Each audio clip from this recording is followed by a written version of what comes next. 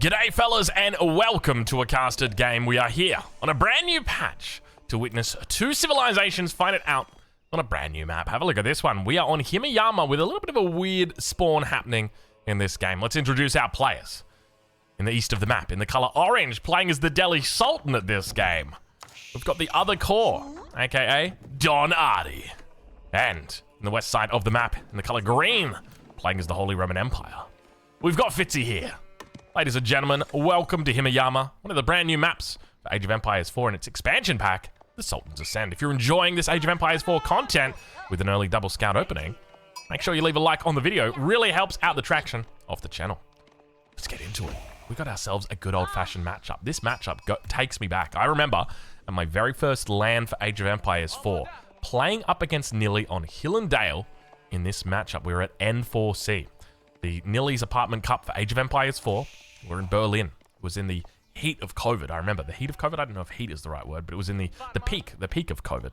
They were the days, weren't they? Jeez. You know what? I went and dropped off with my wife some cookies, or not some cookies, some brownies for one of our neighbors because well, it's Christmas time and that's what you do for your neighbors. And she mentioned that one of her family members had got COVID. And I said to myself, wow, that's a word I haven't heard in a long time, COVID. It's just really become, you know, status quo now, hasn't it? And I think that's the reality of it, right? Like, it just kind of becomes like the flu. We just treat it like anything else. And life returns back to normal. It sucks, but that's just the reality of it. And look, it's probably going to be, I guess the reality is, even with like, it's kind of wild how it works, right? Like when you think of things like smallpox, I guess it depends. I don't know enough about it, but maybe just the transmissibility isn't there or gets affected by the vaccine for smallpox. And I guess when it comes to COVID, it's not the case. It's just a really transmissible thing. But anyway, look, there you go. 2 minutes to open up the game for you. Forget about Age of Empires. A bit of insight from my life. Look, it's been a while since I've seen this matchup. That's what we were talking about. We're talking about the matchup. When I played up against Nilly, I think I put him on the Holy Roman Empire and myself on the Delhi, which is not particularly favorable, but we still did pretty well. I think Nilly took us out. He was about top 30 at the time, so it was to be expected. But anyway, look, we'll get on into it. Fitzy here. We'll check in with him and see how he's doing. Looks like no presence on the Dark Age military front. However, in the middle of the map, have a look at what Fitzy is up to. He is absolutely fishing up a storm. He's got the prelate out here. No second prelate online just yet, but we do see he's rallying out to gold. It's going to be a little bit later on the age up. Dome of the Faith coming through for Don Ardi over here. Interesting decision going into the Dome of the Faith. This is a landmark we see a little bit less used than the Tower of Victory, but I think it makes sense up against Fitzy here on the Holy Roman Empire. A civilization, especially a player that loves to get to that castle age, loves to get those men-at-arms out, loves to burgrave everybody he can to death. Treats it like a club in The Walking Dead. Who was it? Negan. Oh, you remember Negan in The Walking Dead? Jeez, that takes you back, doesn't it? He was a character. You know, there was a part of me that felt like, I don't know about you guys, but The Walking Dead, when I was waiting every single week for those episodes to come out, it felt like I was watching Dragon Ball Z. Like, it was never coming, man. I was just like, just get your club and stick somebody already, Negan. And it just never happened. I mean, it happened eventually, but anyway. They were the good old days. Jeez, is this a cursed cast? I think we might have a cursed cast. Sometimes you get it, sometimes you don't. It's weird. Sometimes you wake up in the morning and you're like, today is going to be a cursed cast day. Today might be the day. The last game that we casted between these two guys, you may have watched it. That was definitely a cursed game. I'm curious to see if it turns out the same way today, though, in this game. Plenty of villagers in the middle of the map here. A curious decision to be this aggressive early on with your economy, but I guess it makes sense when you consider how densely packed the fishing was. It's going to be a bit of a distance that he makes his way across here, but with the wheelbarrow coming through, have a look at the food that he's got. You know, we talk about stacking up resources in the castle or in the feudal age to get to castle. He's stacking them up in the Dark Age, and at the same time doing a double scout deer push. Have a look at this. Wow. Look how close in proximity all these deer are. He's able to usher them all in right next to each other. That way it keeps them from returning back towards base. I don't think he's going to be looking for an Ark and Chapel here, but I tell you what, when you've got deer like this being pushed back into the base, definitely there's some incentive for you to go for it. But it looks like he's going to be slaughtering them here at the front, and Don Ardi now going to be grabbing the stable out. Now, Don Ardi well and truly aware of what his opponent is up to. We can see in the middle of the map, he's going to spot this out. Keep in mind, all of these ladies and gentlemen here do have their wheelbarrows online. Actually, I take that back. They are about to have their wheelbarrows online. So really inefficient that we've got this walking distance. Remember, the prelates do make this even less efficient. Technically, it's one of those first world problems when you gather so fast that the walking distance actually really matters. But now with the wheelbarrow online, they will carry, I think they carry up to 19 resources. No, take it back, 21 resources with this. Ghazi Raider now going to be coming out. Definitely going to be evacuating the dance floor. We can see that the Ghazi Raider is intent on taking out these workers. Mine work coming through as well. He's managed to gather up an extra 450 resources. Now, there's going to be fish on all of these villages as well, which he'll be able to bring back. And you can see they're making their way back with that wheelbarrow. Actually works pretty effectively as a defensive technology. It's going to mean that these villagers make their way back faster. And you can see that those resources are going to come through. Very smart play here by Fitzy. It's going to preserve all of the sheep under his TC. He's got 11 sheep back here, and we can see he's now moving into a barrack, so might be thinking about keeping a... might be thinking about getting this wood online for a barracks. Instead, it's going to be for an outpost. Definitely the right call here, making it a little bit safer of a play here. Wants to keep the gold intact. Let's check in with Don Ardi and see how he's doing. Looks like we've got the single mosque, the single blacksmith, and plenty of scholars. 3 scholars inside. 4th one in the monastery, or in the stable. And now pressure on that other side of the map. He spots out the age up. A very delayed age up, but remember, Fitzy is working towards that goal. I can't help but feel like this didn't go as well as Fitzy had hoped. I mean, I liked the idea of being out here. It felt really cool. But in the end, it's just like, there was a lot of walking time, right? Like, you had to move your villagers all the way out to here, the Great Migration. Then you inevitably had to move them back. Not to mention the fact that we had ourselves a world record macro police walking distance, which, by the way, if you'd like to get visited by the macro police, make sure you check out the Patreon. Plenty of coaching content over there. We coach everybody from A to Z, conquerors to bronzes, Holy Roman Empire, all the way through to the Byzantines. Make sure you check it out. Link is in the description. Let's check in with Fitzy. The upgrades come through, and straight away we see him looking for marching drills. Always looking to pick this up as his first technology once he reaches the feudal age. But now, starting to work in on some of these villages. You can see he spent every single drop of food that he had to his name. I suspect it was probably on villages. He queued up a whole bunch of them. And now we see the Ghazi Raiders beginning to put pressure on the mill in the middle of the map. I don't think he's too fussed about losing it, but Scout in this top side will be going down shortly. We can see that the Ghazi Raiders have got their maces out. I guess that makes sense. They got their maces out. Look at those maces. They look quite fearsome. Sacred sites now looking to get walled up. First one is getting captured. Second one getting captured as well. And Don Ardi going for a very early sacred victory timer here. And this is a potential, like, this is a real threat right here. The reality is, though, that Fitzy is playing a pretty strong game. I like his chances here. He's got plenty of food in the base. Sheep underneath the TC. If we check right now, he's got 6 sheep, 5 carcass, which means that there's probably sitting at least 2,500 food. Maybe not 2,500. Probably closer to like 2,200 food under here, which is going to power that Burgrave. We know he goes to the Burgrave. We've seen him do it before. We saw him do it last game. He went to Burgrave.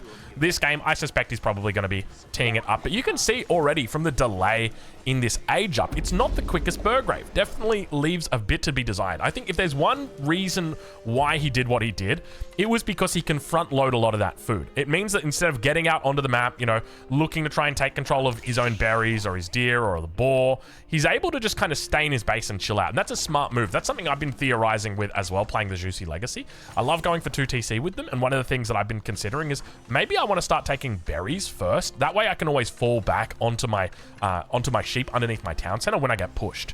But to be honest, their farms are so cheap. It's just kind of like, well, what do I care? I don't even bother taking my berries. I'm just like, I'll just farm transition. It's so damn cheap. I might as well. 45 wood a farm, and then you get the 20% bonus on it anyway. Yeah, it's pretty ludicrous. All right, so Fitzy now going to be aging up to the castle age. The Burgrave is online, and immediately the men-at-arms are not even going to be considered. It's going to be Spearmen that he goes into. Keep in mind, archer numbers have begun building on the other side of the map. Don Ardi looking to really get those numbers up, and we see walls coming in on both sides of the map now. What's curious about this is it definitely feels like the attacker has the advantage. For me, it's all about making sure these sacred sites don't get lost. Because if Don Ardi genuinely wants to go for a sacred victory here, he can. The problem's going to be, because there's only 2 sacred sites, it's very easy to bounce between the 2 for the attacker. And you're left with quite a bit to be desired as a defender here, because it means if you think your opponent's attacking on the south side, you really have to be tracking their army perfectly.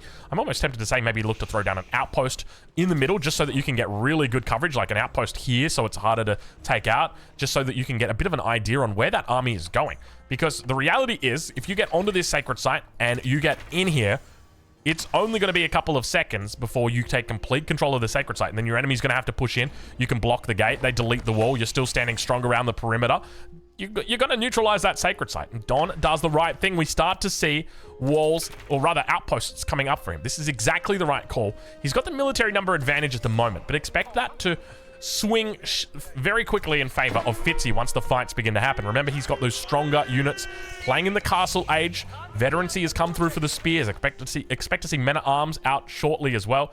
We've seen one on the field at the moment. Oh, he's doing what he always does. This classic men-at-arms play. He's got the melee armor through on the men-at-arms as well. So we'll be able to tank up a fair bit of damage. And have a look at this. Don Artie really looking to commit towards the center of the map, bringing all of the scholars out. Now, has he got all the upgrades? Not quite all of the upgrades just yet. So maybe a little bit preemptive here, but might even be anticipating a fight. Have a look at this. 38 military population. Early on in this game, double sacred sites are secured.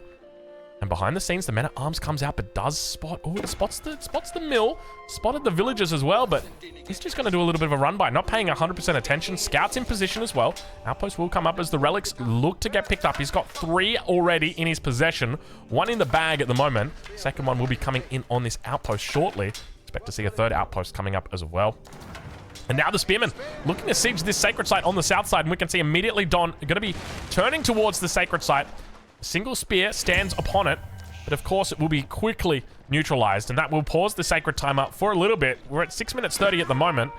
Ghazi Raiders just going to be coming in, copping plenty of damage, but remember, they've got the scholars nearby that will just be able to heal them up. And now those spears looking to try and distract the opponent. Keep in mind the wall has been taken down, so hopefully he remembers to rebuild this wall. Very important. You don't want to leave this open, otherwise a single men-at-arms could just go in there and create a nuisance. And speaking of single men-at-arms creating a nuisance, hello Fitzy, how you doing here? Keep in mind, both of these guys actively stream over on Twitch. In fact, they're probably live right now. So I'm going to leave a link in the description of where you can go and watch them live. They're both creators. So make sure you go say good day to them. Fitzy's streaming quite a lot. I see him streaming pretty much every single day. Don Artie, on the other hand, he's a little bit more seasonal. Sometimes you catch him in a good mood. Sometimes you catch him in a bad mood. And, you know, when he's not winning World Series of Poker bracelets, he is he's playing Catan. And when he's not playing Catan, he's playing Age of Empires 4. I think he's played about 30 games this season so far. But now in the middle of the map, Spears are going to pick an absolutely beautiful fight. They're all up against only Ghazi Raiders as well as the Scholars. The Archers have been brought to the other side with the Spearman bait. Pretty smart move here. He could look to contest the Sacred Site easily here. I think this is definitely the play. A very smart move here by Fitzy, utilizing the spears on that backside to bait away the archers. This is a masterful bait, if I do say myself.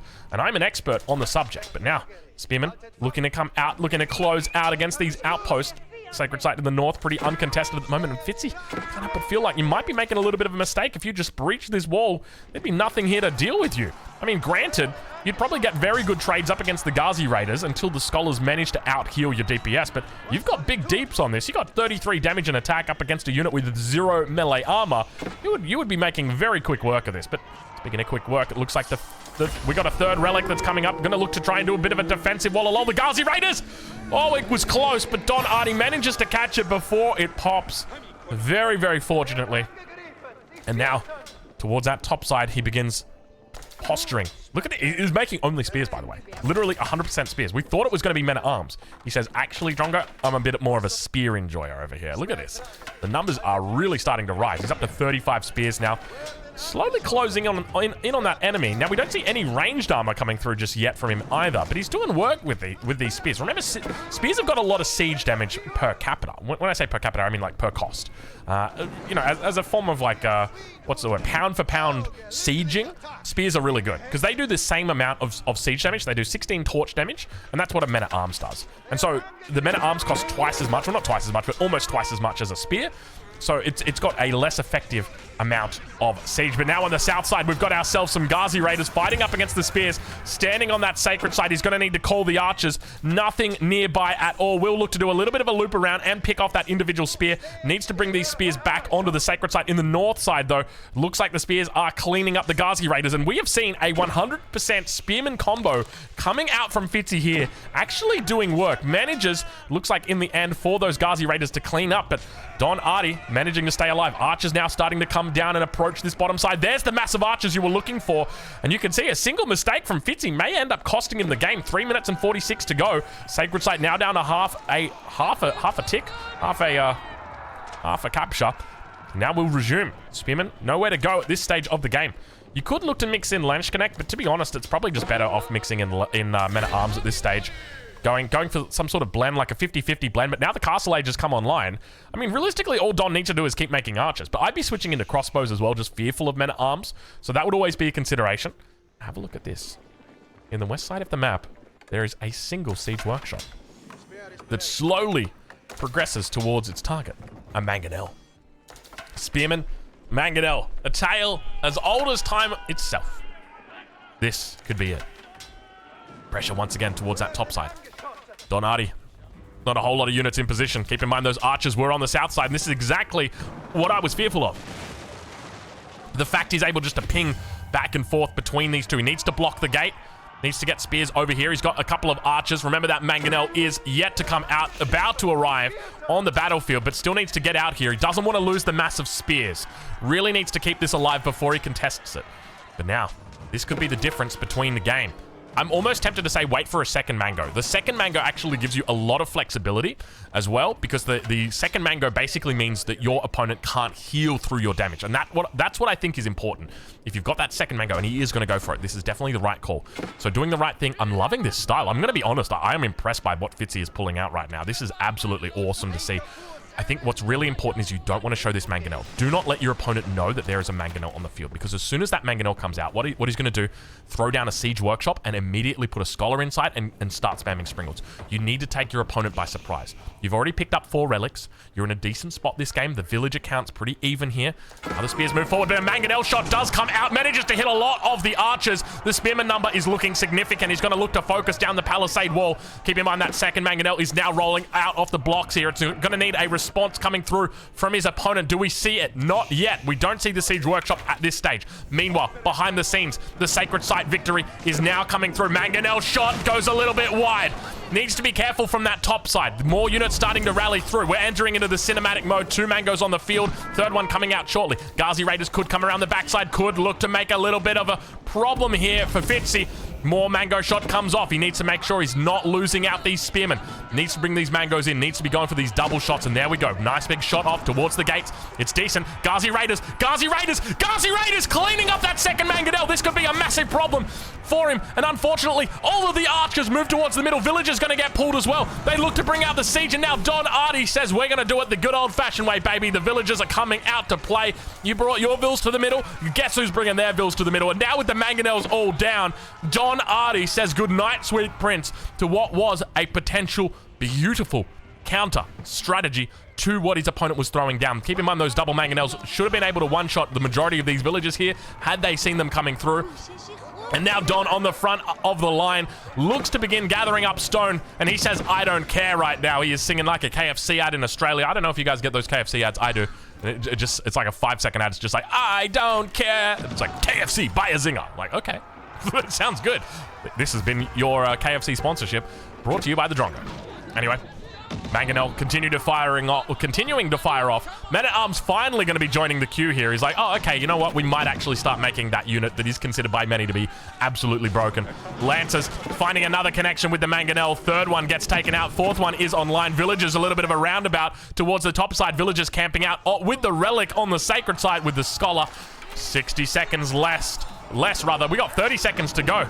The timer makes its way towards it. Villagers getting pulled. Both players pulling villagers. Everybody is coming forward. The whole kit and caboodle is out. Scholars standing strong. Mangonel looking to try and make a connection. Will be able to do it. Villagers now going to be repairing. He's got villagers sieging and villagers repairing at the same time right now. That is the kind of game that you're in for when you've got Don Artie. His mum is standing over the top of him saying, Don, it's dinner time! And Don says, don't worry, mum, I'm going to be there. 3 seconds to go. No chance of it. Ladies and gentlemen, that's going to be it. Your victor is Don Artie. What a beautiful position for him today. A lot cleaner of a game than the last one. Fellas, go check him out. I'll leave a link in the description of where you can watch him live. Definitely had a chance there, Fitzy did, but unfortunately not able to fit one in today. Thank you so much for watching. We'll catch you in the next one.